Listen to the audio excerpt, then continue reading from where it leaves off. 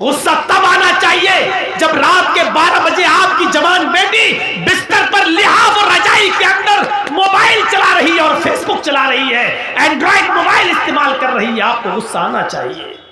آپ کو غصہ آنا چاہیے کہ آپ کی بیوی پورے دن بازار میں شاپنگ کرتی رہی اور شام کو گھر آئی. آپ کو غصہ آنا چاہیے کہ بے پردگی کے ساتھ وہ گھر سے نکلی تو کس کی اجازت لے کے گئی. آپ کو غصہ آنا چاہیے کہ آپ کی بیٹی اسکول جاتی ہے تو کس کے ساتھ جاتی ہے اور کس کے ساتھ آتی ہے. اس کے آنے اور لے جانے کے لیے کون آپ نے کس کو متعین کیا ہے. اکیلے اگر جاتی ہے یا محلے کی چند سہیلیوں کے ساتھ جاتی ہے تو آپ کو ان محلے اور گاؤں کی چند سہیلیوں پر اعتبار کیسے ہے؟ کیونکہ سہیلیاں ایک دوسرے کی سہیلی ہوتی ہے. تو میری مت کہنا، میں تمہاری نہیں کہوں گی. تم اپنے بوائے فرینڈ کے ساتھ جاؤ، ہم اپنے بوائے فرینڈ کے ساتھ جاتے ہیں اور گھر جب پہنچیں گے تو ہم لوگ ایک ساتھ ہو لیں گے. تم ہمیں فلاں جگہ پہ مل جانا. آپ نے اپنی بیٹی کو گاؤں کی چند لڑکیوں کے ساتھ اسکول جانے کی اجازت کیسے دے دی؟ اور دے دی تو آپ نے اس کا پیچھا کر کے کبھی دیکھا؟ کبھی آپ نے پوچھا کہ اسکول سے یہ لڑکی کتنے بجے گئی، ہمارے گھر پہ کب پہنچتی ہے؟ یہ حساب کتاب کون کرے گا؟ مسلمانوں، تم حساب کتاب کرنے والی قوم ہو. تم بچوں کے لیے اگر باپ ہو تو اپنے بچوں کا حساب لو، شوہر ہو تو اپنی بیوی کا حساب لو، اگر بھائی ہو تو اپنی بہن کا محاسبہ کرو. محاسبہ زندے کرتے ہیں، مردوں سے حساب نہیں لیا جاتا ہے. جو دوسروں کی زمین و جائیداد پر قبضے کر رہے ہیں وہ اپنی فکر کریں. جو امانتوں میں خیانت کر رہے ہیں، یتیموں، غریبوں، بیواؤں، مسکینوں اور فقیروں کا حق مار رہے ہیں، وہ اپنا انجام سوچیں. حق مارنے کی کئی قسمیں ہیں. آپ صاحب حیثیت اور زکوٰۃ نہیں دیتے تو یہ بھی حق مارنا ہوا ہے. آپ کے پاس 1,00,000 روپیہ ہے اور اس 1,00,000 روپے پر 1 سال گزر چکی ہے.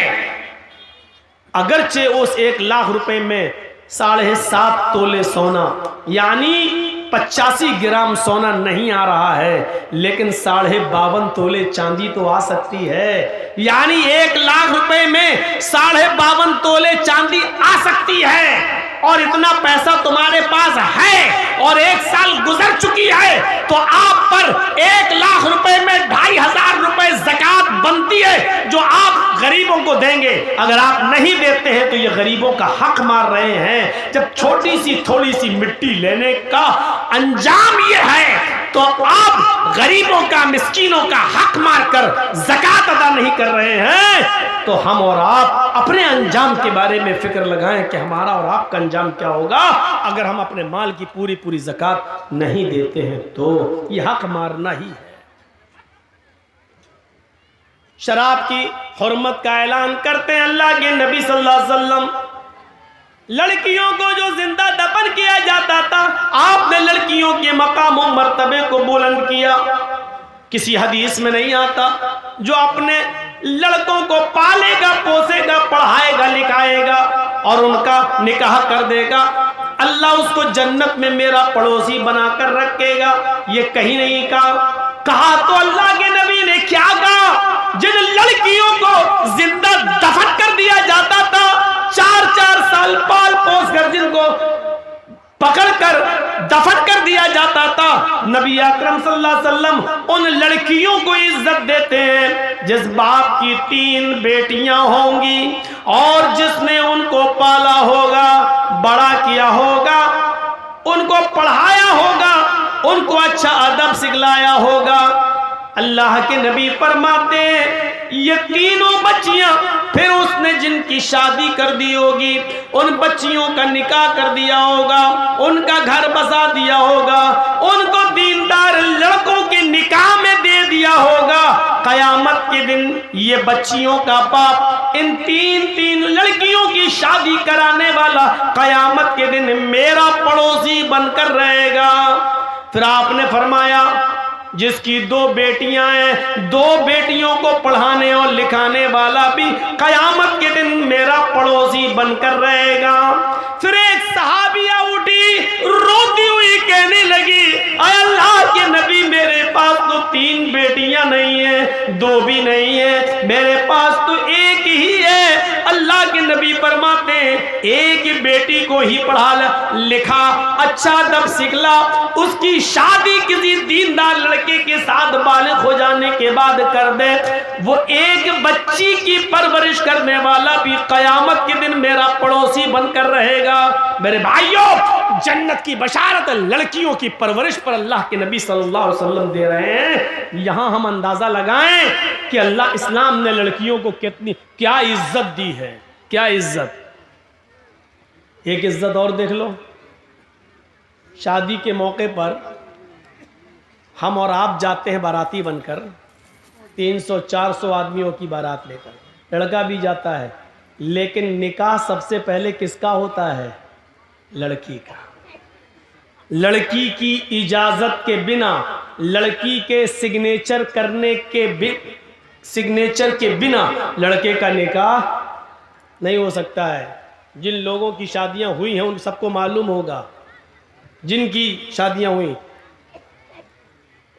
جاتی نا، آپ کے ہاں بارات جاتی ہے کہ نہیں جاتی ہے؟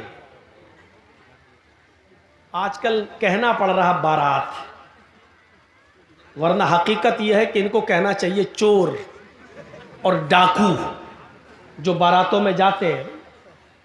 حقیقت ہے، یہ لڑکی والے کے ہاں جاتے ہیں۔ ارے اس زمانے میں کبھی یہ دور چلتا تھا تو اس کی وجہ یہ تھی کہ پہلے زمانے میں نہ ٹرینیں ہوتی تھیں، نہ گاڑیاں ہوتی تھیں، تو پہلے بیل گاڑیوں پر، کھچروں پر یہ لوگ جاتے تھے ایک گاؤں سے دوسرے گاؤں، اور شادی کرا کے جب لاتے تھے تو راستے میں لوٹ لیے جاتے تھے، سونا چاندی کپڑا لتا۔ تو اس لیے بارات کا سلسلہ چلا، ایک گاؤں سے دوسرے گاؤں میں جب آدمی جا رہا تو 100 150 200 آدمی لے کے جا رہا، تاکہ ہمیں کوئی لوگ لوٹے نہیں اور ہم دولہا اور دلہن کو نکاح کرا کے خیریت سے گھر پہ لے آئیں۔ اس لیے یہ بارات کا سسٹم نکلا تھا، سسٹم۔ لیکن آج کل ٹرینوں کے زمانے میں، آج کل ہر گھر تھانے کے باہر پولیس، ہر گاؤں میں پولیس تھانہ موجود ہے، چوری اور ڈکیتی کا تصور نکل چکا ہے، قافلہ اب لوٹا نہیں جا سکتا ہے میرے بھائیوں۔ لیکن یہ پرتھا اب تک چلی آ رہی ہے، یہ نکلی تھی کسی اور وجہ سے لیکن چلی آج تک آ رہی ہے۔ 300 اور 400 آدمیوں کی بارات لڑکی والے کے یہاں پہنچ گئے۔ اب لڑکی کا باپ بیچارہ سوچ رہا ہے کہ اچھی سے اچھی مٹھائی کھلاؤ، کیونکہ یہ لوگ منہ پھٹ لوگ ہوتے ہیں، بارات میں جتنے آتے ہیں منہ پھٹے ہوتے ہیں۔ منہ پھٹ کا مطلب سمجھ رہے ہو؟ اگر تھوڑی سی بھی مٹھائی میں یا کھانے میں کمی ہو گئی تو زندگی بھر لڑکی کو تانے مارے جائیں گے، تیرے باپ نے تو عزت ہی نہیں کی ہماری۔ اس لیے لڑکی کا باپ جانتا پہلے ان کے پیٹ کی جہنم کو بھرو اور اچھا سے اچھا کھلاؤ، جب تک اس کے پیٹ کی جہنم کو سکون نہیں ملے گا تب تک میری بیٹی سکون کے ساتھ گھر میں نہیں رہ پائے۔ اب بارات پہنچ گئی، نکاح کا وقت آیا۔ پہلے لڑکے کا نکاح نہیں ہوتا ہے، پہلے لڑکی کا ہوتا ہے، اور لڑکی کا حقیقت میں نکاح نہیں ہوتا ہے بلکہ لڑکی سے اجازت لی جاتی ہے۔ شاید آپ کے ہاں معلوم ہوگا، پیچھے لے جائیے پیسہ سر، وہاں گنیے، ہم ان کو بند کرا رہے ہیں، شور نہ کریں، آپ کی آواز بھی کانوں میں آ رہی ہے۔ چندہ اتنا ہو گیا ماشاءاللہ کہ 2 دن تک گنتے رہیں گے۔ تو سنیے، لڑکی کی اجازت لیتی، آپ لوگوں میں جس کا نکاح ہوا ہوگا معلوم ہوگا، ایک وکیل ہوتا ہے اور 2 گواہ۔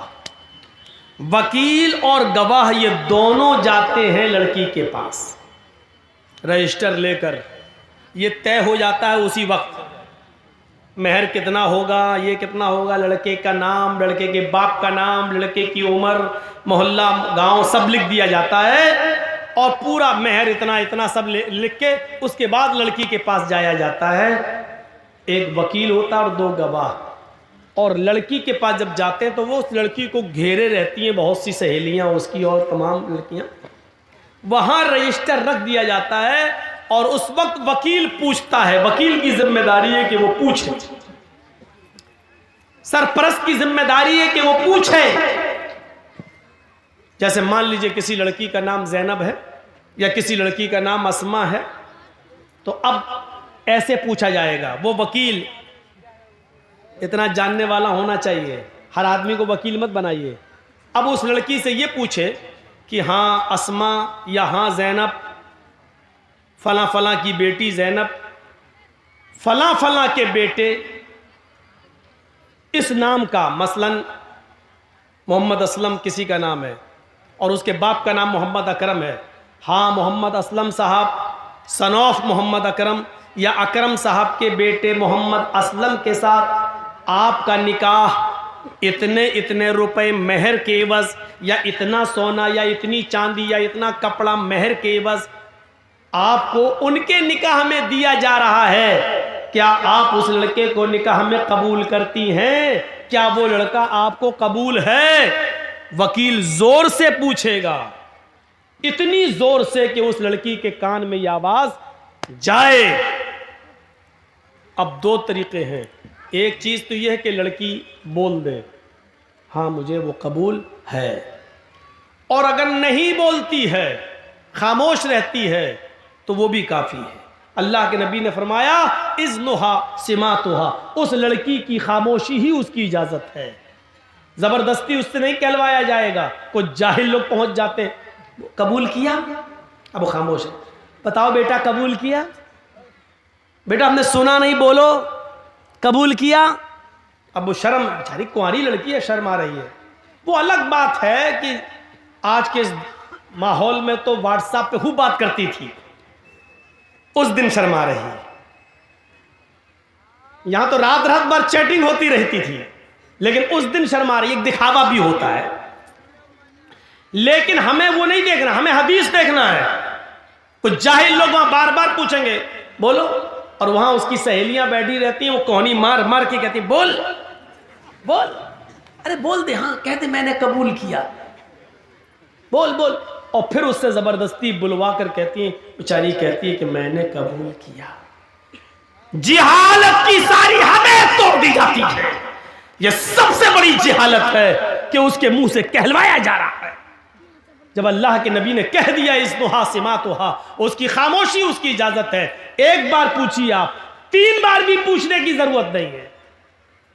سنا نہ ہو تو وہ لڑکی کہے جی کیا کہا آپ نے، تب آپ دوبارہ کہیے۔ جب وہ لڑکی سن چکی ہے آپ کی بات تو دوبارہ آپ کیوں کہہ رہے ہیں؟ 3 بار آپ کیوں کہہ رہے ہیں؟ نہ 2 بار کہنا سنت ہے، نہ 3 بار کہنا سنت ہے، زور سے بولنا ضروری ہے۔ آپ پہلی بار اتنی زور سے بولیے کہ لڑکی سن لے۔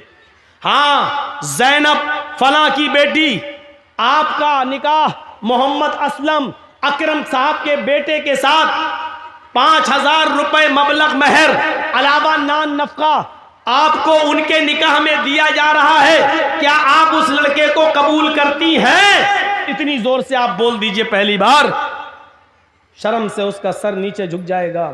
اس کی خاموشی اس کی اجازت ہے، اگر وہ خاموش ہے تو سمجھ لو کہ اس نے اجازت دے دی۔ رجسٹر آگے بڑھا دیجئے، اس سے سائن کرا لیجئے اور لے کے چلے آئیے اور کہیے کہ لڑکی نے سائن کر دی ہے، لڑکی نے اجازت دے دی ہے۔ اس کے منہ سے قبول ہے کا لفظ زبردستی مت کہلوائی۔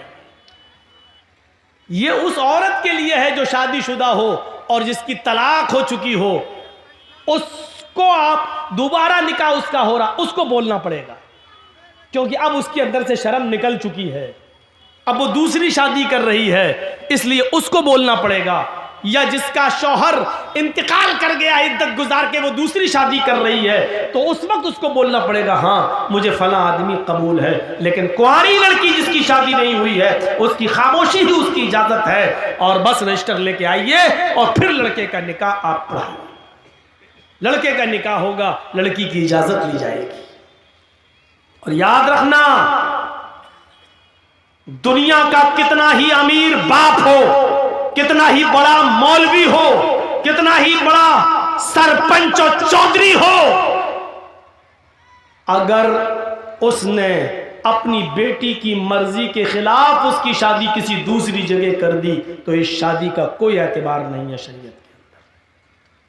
مثلا ہم جہاں کرنا چاہ رہے ہیں شادی، میری بیٹی وہاں تیار نہیں ہے، میری بیٹی جہاں شادی کرنا چاہ رہی ہے وہاں ہم نہیں چاہتے کہ وہ شادی کرے، ہم نے اپنی پسند کا لڑکا لا کر اس کا نکاح کرا دیا، اور بیٹی مجبور ہو کر اس کے ساتھ نکاح کرتی ہے، لیکن وہ قاضی سے یہ کہتی ہے، قاضی صاحب نکاح پڑھانے والے سے کہتی ہے، مولانا صاحب یہ نکاح میری مرضی کے خلاف، میرے باپ نے جو لڑکا لا کر رکھ دیا ہے یہ دل سے مجھے پسند نہیں ہے، قاضی صاحب نکاح نہیں پڑھائیں گے، اور اگر پڑھا دیتے ہیں تو اس کے نکاح کی کوئی حیثیت نہیں ہے۔ ایک عورت، ایک صحابیہ اللہ کے نبی کے پاس آئیں اور کہتی، اللہ کے رسول میرے باپ نے میرا نکاح ایسی جگہ کر دیا ہے جو لڑکا مجھے پسند نہیں ہے۔ اللہ کے رسول نے نکاح ہو جانے کے بعد بھی اس لڑکی سے کہا، اگر وہ تمہیں پسند نہیں اور اس کے باوجود تمہارے باپ نے تمہاری شادی کر دی ہے تو تجھے اختیار ہے، تو چاہے تو اس لڑکے کے ساتھ رہے یا تو چاہے تو میں نکاح تیرا فسخ کر دیتا ہوں، لڑکے کے طلاق دینے کی ضرورت نہیں ہے، نکاح فسخ کر دیتا ہوں۔ ایک عدت گزارے گی حیض کی، جس کا نکاح فسق ہوگا اس کی عدت 3 مہینے نہیں ہے، صرف ایک حیض اس کی، ایک پیریڈ اس کی عدت ہے۔ تم ایک پیریڈ، ایک ماہواری، ایک MC، بس یہ پیریڈ گزارو اور جیسے ہی تمہارا مہینہ ہو، مہینہ سے ختم ہونے کے بعد ہی تم دوسری شادی کر سکتی ہو اپنے من پسند لڑکے کے ساتھ، لیکن لڑکی کو شادی کے لیے ولی کی سخت ضرورت ہے، اپنے باپ کی،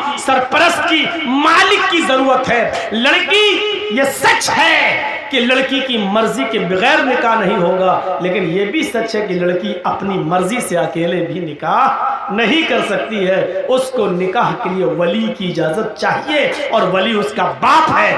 باپ اگر دماغی طور پر کمزور ہے تو چچا ہے، چچا دماغی طور پر کمزور ہے تو لڑکی کا بھائی ہے، اور لڑکی کا بھائی بھی نہیں تو کوئی اور جو اس کا رشتہ دار قریبی ہوگا اس کی اجازت چاہیے۔ لیکن جس لڑکی کا کوئی نہ ہو تو پھر قاضی خود ولی بن سکتا ہے، جیسے مولانا جرجیز اگر کسی کا نکاح پڑھا رہے ہیں، لڑکی کا باپ بھی نہیں ہے، لڑکی کا بھائی بھی نہیں ہے، لڑکی کا چچا بھی نہیں ہے، تو پھر مولانا جرجیز خود قاضی، خود ولی بن سکتے ہیں اور اس لڑکی کا ولی بن کر نکاح کرا سکتے ہیں، قاضی ولی بن سکتا ہے۔ لیکن کوئی دوسرے گاؤں کی لڑکی اپنے باپ کا گھر چھوڑ کر بھاگ کر آپ کے گاؤں میں رتنی میں آ جائے تو رتنی کا رہنے والا کوئی بڈھا اس لڑکی کا باپ نہیں بن سکتا ہے۔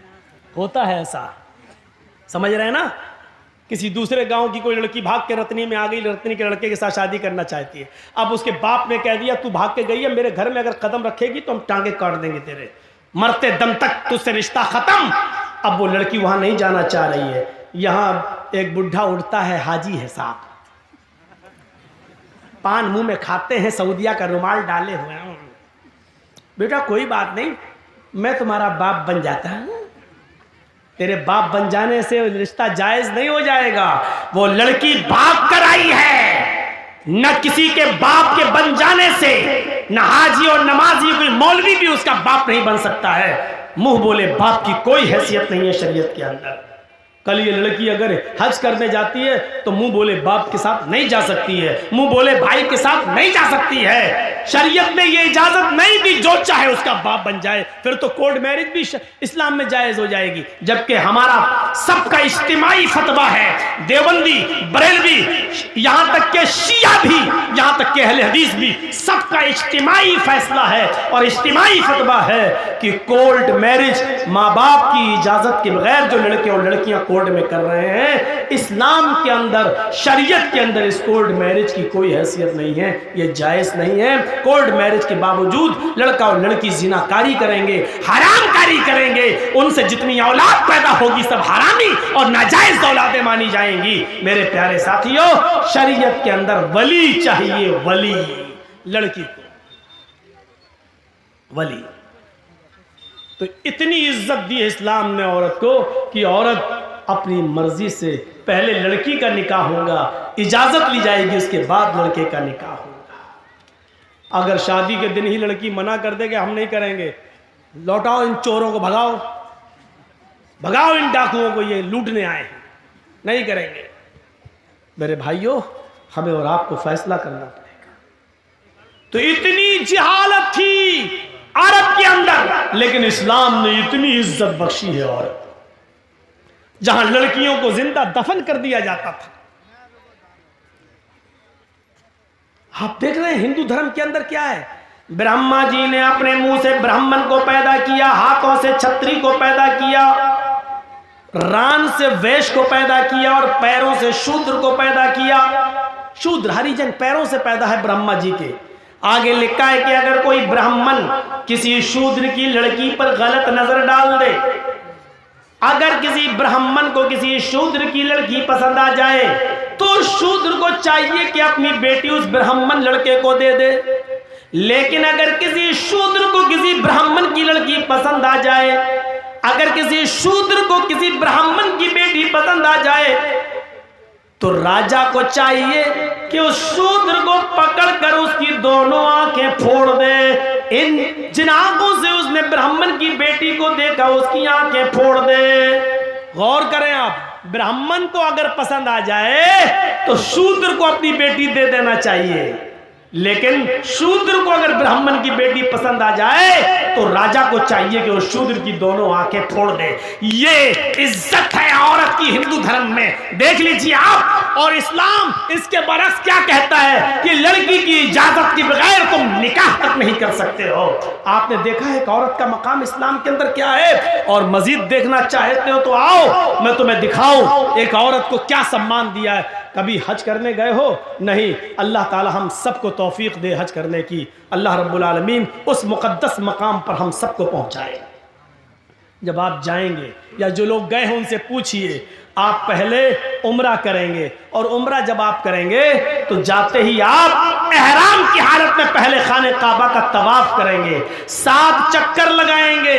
खाने काबा का तवाफ पूरा करने के बाद आप मकाम इब्राहिम के पास नमाज पढ़ेंगे। अगर वहां जगह न मिल सके भीड़ में तो पूरे खाने काबा में जहां आपको जगह मिले वहां 2 रकात आप नमाज पढ़िए। फिर आपको जो दुआ मांगना है मांगिए। उसके बाद आपको सफा और मरवा की सई करना पड़ेगी, सफा और मरवा का चक्कर लगाना पड़ेगा। आपको पहला चक्कर सफा से शुरू करना है, मरवा तक जाना है, मरवा से फिर लौट के आना है, सफा तक जाना है। आपको आने और जाने को मिलाकर 7 चक्कर लगाना है। जब सफा से मरवा की तरफ आप जाएंगे तो पहले आप नॉर्मल चाल चलेंगे, नॉर्मल, फिर हरी बत्ती लगी हुई है ग्रीन सिग्नल। जब आप ग्रीन सिग्नल पे पहुंचेंगे तो वहां थोड़ा सा सीना तान कर, थोड़ा सा सीना तान कर अकड़ कर ऐसे ऐसे आप दौड़ेंगे। बहुत तेज नहीं जैसे रन ले रहे हो क्रिकेट का, ऐसे नहीं, हल्का हल्का दौड़ेंगे और सीना थोड़ा सा ऐसे ऐसे ऐसे करते हुए आप हल्के हल्के दौड़, ऐसा लगे कि हाँ दौड़ रहे हैं, लेकिन स्पीड बहुत तेज नहीं, हल्की हल्की चाल से दौड़ते हुए आप जाएंगे। क्यों? आप फिर दूसरी हरी बत्ती लगी है, वहां आप फिर नॉर्मल चाल से शुरू करेंगे। फिर हरी बत्ती लगी है, फिर वहां आप सीना तानेंगे और अकड़ के चलेंगे। फिर मरवा से आते वक्त भी आप ऐसा ही करेंगे। इन मकामात पर जहां हल्का हल्का सीना तान कर दौड़ा जाता है वहां हजरते हाजरा दौड़ी थी। जब उनके बेटे को पानी नहीं मिल रहा था, जमीन पर एड़ियां रगड़ रहे थे इस्माइल, मुंह में अंगूठा रखे चूस रहे थे, और हाजरा कह रही थी अल्लाह मेरा बेटा प्यासा है, तेरा बंदा इब्राहिम इसको तेरे सुपुर्द करके गया है, मुझे और इस बच्चे को तेरे सुपुर्द करके गया है। जब मैंने पूछा कि मुझे किसके हवाले करके जा रहे हो, किसके हवाले, इला मन ततरुकुना, हमें किसके हवाले छोड़ के जा रहे हो? तो इब्राहिम अलैहिस्सलाम ने आगे बढ़ते हुए कहा था इल्लल्लाह, आय अल्लाह मुझे और इस बच्चे को उसने तेरे हवाले किया है, तेरे सुपुर्द किया है। इस बच्चे को प्यास की शिद्दत महसूस हो रही है, इलाके में कहीं पानी नहीं है। हजरत हाजरा पानी की तलाश में पहाड़ी के ऊपर चढ़ जाती हैं, सफा से नीचे झांक कर देखती हैं, शायद कोई गांव, शायद कोई कबीला, शायद कोई मोहल्ला मुझे नजर आ जाए, 2-4 आदमी रहने वाले नजर आ जाएं और मैं उनसे थोड़ा सा पानी ले लूं। लेकिन पहाड़ी की ऊंचाई पर चढ़ने के बाद भी उनको नीचे कोई बस्ती नजर नहीं आई। सफा से चक्कर लगाती हैं, नॉर्मल चाल चलती हैं, फिर थोड़ी दूर सीना तान कर चलती हैं, दौड़ती हैं, फिर रुकती हैं, फिर नॉर्मल चाल चलती हैं, फिर दौड़ती हैं और मरवा पे पहुंच जाती हैं। मरवा की पहाड़ी से नीचे झांक कर देखते हैं कि कोई बस्ती मिल जाए, कोई मोहल्ला मिल जाए, कोई गांव मिल जाए जहां मैं थोड़ा सा पानी लेकर अपने बच्चे को पिला सकूं। लेकिन मरवा की पहाड़ी के नीचे भी कोई बस्ती आबाद नहीं है। लेकिन अपने बच्चे को देखती है, होंठ में अंगूठा रखे हुए है, अपने बच्चे की प्यास की खातिर फिर मरवा से सफा, फिर सफा से मरवा, फिर मरवा से सफा, फिर सफा से मरवा 7 चक्कर लगाकर अपने बेटे के पास आकर बैठ जाती है और कहती है, अल्लाह जितना मैं औरत होकर कर सकती थी कर लिया, एक लेडी होकर कर सकती थी कर लिया, जितना दौड़ सकती थी दौड़ चुकी, जितनी मेहनत कर सकती थी कर ली, अब ताकत मेरे बस से बाहर हो चुकी है। अल्लाह तू ही गैब से मदद फरमा, इस इस्माइल के लिए पानी का इंतजाम कर दे। अल्लाह इसको मेरा शौहर मुझे और इस बच्चे को तेरे हवाले करके गया है। अल्लाह ने कहा, जिब्रील क्या देखते हो, मेरी बंदी ने मुझे पुकारा है और मेरा बंदा इब्राहिम मेरे हवाले करके गया है, मेरे भरोसे पर छोड़ कर गया है और मेरे ही रास्ते में गया है। जाओ जहां इस्माइल पैरों की एड़ियां रगड़ रहे, तुम अपना पर वहीं पर मारो। जिब्रील अमीन आसमान से नीचे उतरते हैं और जहां इस्माइल एड़ियां रगड़ रहे थे वहीं पर मारते हैं और पानी का चश्मा जारी हो जाता है, पानी बहने लगता है। हाजरा उस पानी को देखकर खुश हो जाती हैं और उसको मुंडेर बांधने लगती है। पानी इधर उधर बहने लगा, वो सोच रही थी कि पानी कहीं ख़त्म ना हो जाए, इसलिए समेटने लगी। कितना समेटेंगी, पानी का चश्मा निकल रहा है, पानी इधर उधर ऐसे समेट रही है और अब अबरानी ज़बान में कह रही हैं, जम जम।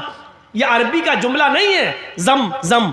जम जम जम का मतलब होता रुक रुक, ठहर ठहर, कहां जा रहा, रुक, जम जम, बार बार कह रही जम जम यानी रुक रुक, जम जम ठहर ठहर, ये बार बार कह रही हैं। लेकिन पानी कहाँ ठहरने वाला है, वो समेटती हैं, पानी बह जाता है। हजरत हाजरा मिट्टी से एक मुंडेर बांध देती हैं ताकि पानी इधर उधर न जाए, इसी में जमा हो जाए। मेरे भाइयों, अल्लाह के नबी ने फरमाया, अल्लाह हाजरा पर रहम फरमाए। अगर हाजरा ने उस पानी की बाउंडेशन न की होती, हाजरा ने उस पानी की मुंडेर न बांधी होती, हाजरा ने उस पानी को रोका ना होता, तो अल्लाह उस पानी को सारी दुनिया में पहुंचा देता। और जो चीज़ आम हो जाए फिर उसकी कदर नहीं होती। देख रहे हो ना, गंगा का पानी हर जगह बहता फिरता, कोई कदर है? जो चाहता उसमें लैट्रिन कर देता, जो चाहता पेशाब कर देता है, जो चाहता उसमें पायखाना कर रहा है, जो चाहता उसमें गंदगी फेंक रहा। बार बार योगी और मोदी सरकारों को लोग ललकार रहे हैं, तुम तो कह रहे थे हम गंगा की सफाई करेंगे, आज तक गंगा की सफाई नहीं हुई है। सरकारें कटघरे में खड़ी हैं, गंगा की सफाई नहीं हो पा रही है। अब इस पानी की कोई कदर नहीं, क्योंकि जो चीज़ आम हो जाती है उसकी कोई कदर नहीं होती है। आज जमजम की कदर इसलिए है क्योंकि वो आम नहीं हुआ है। हजरत हाजरा ने उसकी मुंडेर बांधी। अब आपको जो बताना चाहता हूँ वो ये, हाजरा सफ़ा से मरवा तक जा रही हैं, कहीं कहीं सीना तान के जा रही हैं और दौड़ती हुई जा रही हैं। हर हाजी को जहाँ पे हाजरा दौड़ी थी, आज हाजरा की सुन्नत को ज़िंदा करना पड़ता है।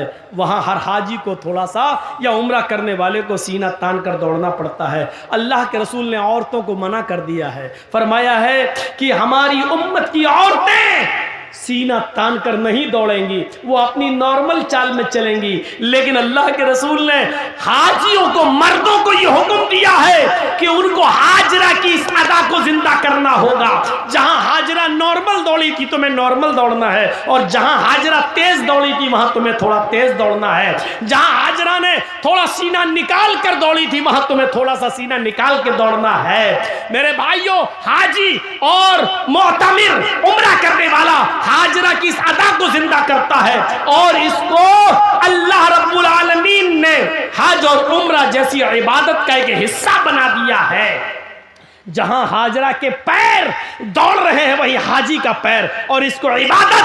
गौर करो, लिखो मीडिया वालों, लिखो अगर तुम्हारे कलम में ताकत है, सीआईडी वालों और वो लोग जो ये कहते हैं कि इस्लाम ने औरतों को पर्दे की चार दीवारी में बांध दिया है, औरतों पर जुल्म किया है, औरतों को घर से बाहर निकलने की इजाजत नहीं है। عورت کو اسلام نے یہ عزت دی ہے کہ جہاں حاجرہ تیز دوڑی وہاں تمہیں بھی دوڑنا ہے، جہاں حاجرہ سینہ نکال کے دوڑی وہاں تمہیں بھی نکالنا ہے، اور جب تک کوئی حاجرہ کی سنت کو زندہ نہیں کرے گا اللہ اس کے حج اور عمرے کو قبول نہیں کرے گا۔ حاجرہ کے نقش پا کو، حاجرہ کے نقش قدم کو اللہ نے اپنی عبادت کا ایک حصہ بنا دیا ہے۔ ایک عورت کے نقش قدم کو اللہ نے اپنی عبادت بنا دیا ہو، اس سے بڑا ایک عورت کا مقام کیا ہو سکتا ہے؟ اس سے بڑی ایک عورت کی عزت کیا ہو سکتی ہے؟ اس سے بڑا ایک عورت کا سمان کیا ہو سکتا ہے؟ کوئی کسی مذہب نے عورت کے پیر، عورت کے ہاتھ، عورت کے قدم کو اپنی عبادت کا حصہ نہیں بنایا ہے۔ آج بھی دیکھ لیجئے ہندو دھرم کے اندر بیوی کی لمبی عمر کے لیے کوئی روزہ اور عبادت نہیں ہے، لیکن آدمی کی لمبی عمر کے لیے عورتوں کو کروا چوتھ کا روزہ رکھنا پڑتا ہے۔ یہاں الٹی گنگا بہتی ہے۔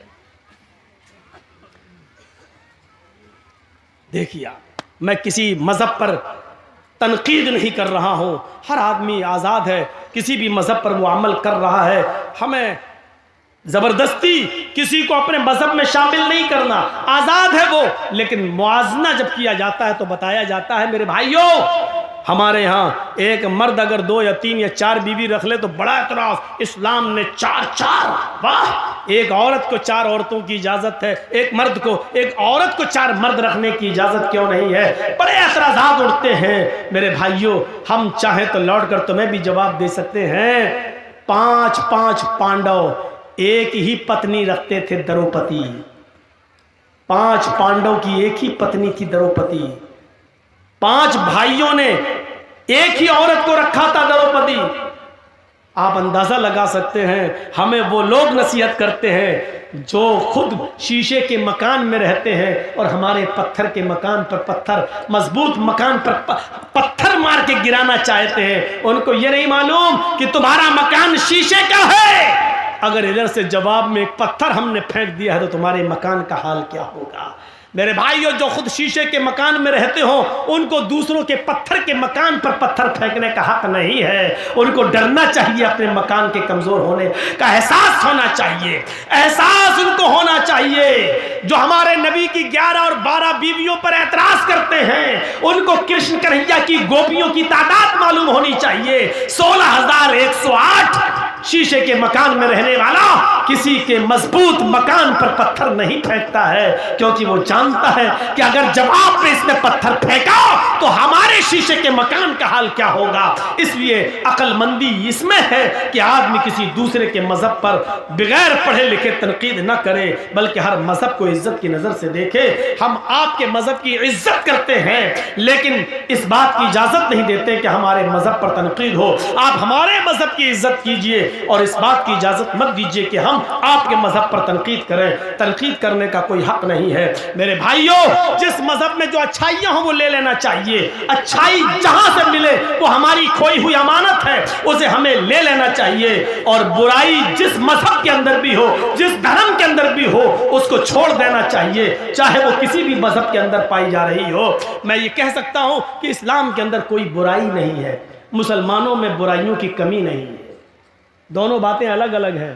پھر سن لیجئے، اسلام میں کوئی برائی نہیں ہے لیکن مسلمانوں میں کسی برائی کی کمی نہیں ہے۔ ایک سائنٹسٹ نے کہا تھا کہ میں نے جب دھرموں کا مطالعہ کیا تو مجھے سب سے اچھا دھرم اسلام لگا۔ جب میں نے مذہبوں کا مطالعہ کیا، ہندو دھرم، عیسائی دھرم، جین دھرم، سکھ دھرم، یہودی مذہب، بدھ مذہب، اسلام دھرم، میں نے سارے مذہب کی اسٹڈی کی تو مجھے پڑھنے میں سب سے اچھا مذہب اسلام لگا۔ لیکن جب میں نے دنیا گھوم کر دیکھا اور ہر مذہب کے ماننے والوں کا جائزہ لیا، میں نے یہودیوں کی بستی میں یہودیوں کو دیکھا، عیسائیوں کی بستی میں عیسائیوں کو دیکھا، جینیوں کی بستی میں جینیوں کو دیکھا، اور ہندوؤں کی بستی میں ہندوؤں کو دیکھا، بدھسٹوں کی بستیوں میں بدھسٹوں کو دیکھا، مسلمانوں کی بستی میں اور محلے میں مسلمانوں کو دیکھا۔ میں نے ہر بستی میں ہر مذہب کے ماننے والوں کا جائزہ لیا تو مجھے دنیا کی بگڑی ہوئی بدماش بدقماش قوموں میں سب سے زیادہ بدتر اور سب سے زیادہ نالائق قوم مسلمان نظر آئی۔ حقیقت کڑوی مگر حق بجانب اس نے بات کہی ہے۔ یہ کیا بات ہے کہ دوسروں کی برائی ہمیں سن کے بڑا مزہ آتا ہے، اگر ہمارے اندر بھی کوئی کمی ہے تو اس کو چننے کی بھی چھمتا ہمارے اندر ہونی چاہیے. ہم اس سائنٹسٹ کی تعریف کرتے ہیں کہ اس نے ہمارے مذہب کو غلط نہیں کہا. ہم اس سائنٹسٹ کی تعریف کرتے ہیں کہ قوموں کا معائنہ کرنے کے بعد سب سے زیادہ کمی اس کو اگر نظر آئی تو مسلمانوں کی نظر آئی. اس نے کیا کہا؟ میں نے جب دھرموں کا مطالعہ کیا تو سب سے اچھا مذہب اسلام لگا، لیکن جب ہم نے قوموں کا معائنہ کیا تو سب سے بدتر قوم مجھے مسلمان نظر آئی. اور آپ دیکھ لو 30 کروڑ 35 کروڑ مسلمان پورے بھارت میں، 4 لاکھ سے زیادہ مدرسے پورے بھارت میں،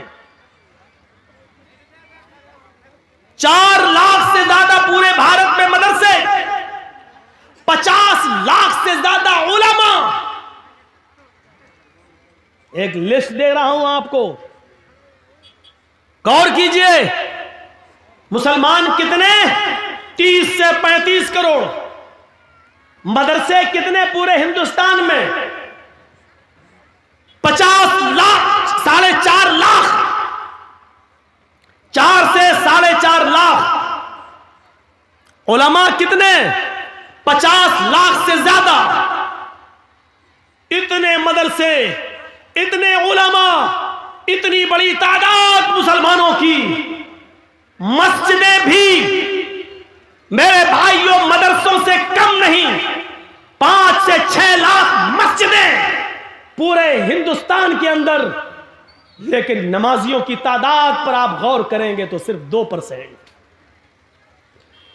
مسجدوں میں نماز پڑھنے والوں کی سنکھیا 2%، 100 میں صرف 2 آدمی، 2 مسلمان. غور کر رہے ہیں؟ 30 سے 35 کروڑ مسلمان، 4 سے 4.5 لاکھ مدرسے، 5 سے 6 لاکھ مسجدیں، 50 سے 60 لاکھ علماء. اتنی بڑی تعداد کے ہونے کے باوجود مسجدوں میں نماز پڑھنے والوں کا پرسنٹ 2%، جمعے میں 5%، عید اور بقرعید رمضان میں 10%، تھوڑا سا بڑھ جاتے ہیں. عید اور بقرعید میں یہ تعداد بڑھ کے 15 اور 20%. یہ 80% کہاں گئے؟ اور 5 وقت ہونے والی نماز میں 98% مسلمان کہاں؟ یہ محاسبہ کون کرے گا؟ یہ حساب کون کرے گا؟ تم اپنے بچوں سے ان کی پڑھائی لکھائی کا حساب نہیں کر پاتے ہو، نماز اور روزے کا حساب کیا کرو گے؟ اللہ کے رسول نے حساب کتاب بتایا تھا، جب تمہارا بچہ 7 سال کا ہو تو نماز پڑھنے کا حکم دو. نہ پڑھے کوئی بات نہیں، کبھی پڑھے گا کبھی چھوڑے گا، لیکن 10 سال کا ہو تو مار مار کے نماز پڑھنے لے جاؤ. اگر نہیں پڑھتا تو مارو. نبی نے طریقہ بتایا تھا، نماز پڑھنے کے لیے عادت ڈلوائی تھی اور 10 سال کے بعد مارنے کا حکم دیا تھا. لیکن جب باپ ہی نماز نہیں پڑھتا تو وہ اپنے بچے کو کیا مارے گا؟